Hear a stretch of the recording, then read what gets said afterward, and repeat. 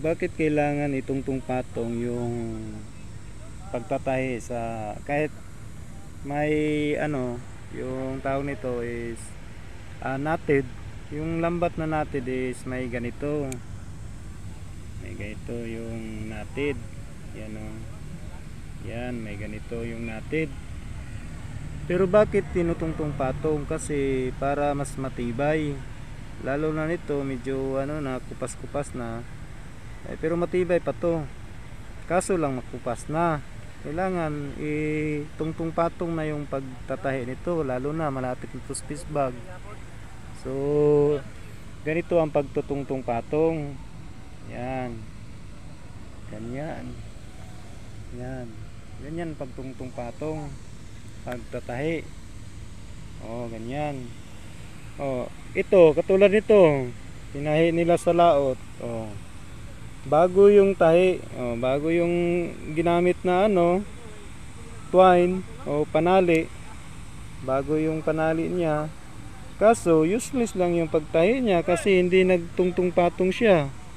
So persado na to dito banda eh. Useless lang. Ganito pang naging resulta niya, di ba?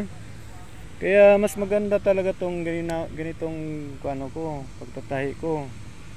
Kailangan tungtong patong. Lalo na ano, katulad nito. Pag malapit na dito sa fish bag na kasi ito. Fish bag na ito eh. Kailangan tungtong patong na natin para mas matibay yung lambat. Para matuwa naman yung piyado or master fisherman or kapitan. Kaya ganito ang ano natin. Yan, gawin natin ganyan. Kasi ulag niya no.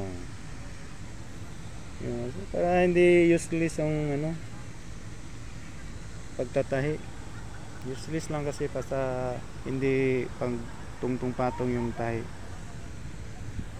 Yung mga kasamahan ko, nabilad sa ayun ako ano, na ulan ano. Ganyan kami mga buhay pukutiro.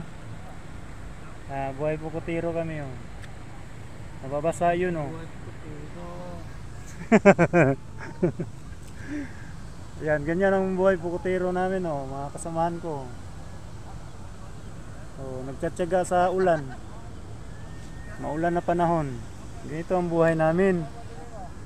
Yan, ito mga kasamahan ko. Yan.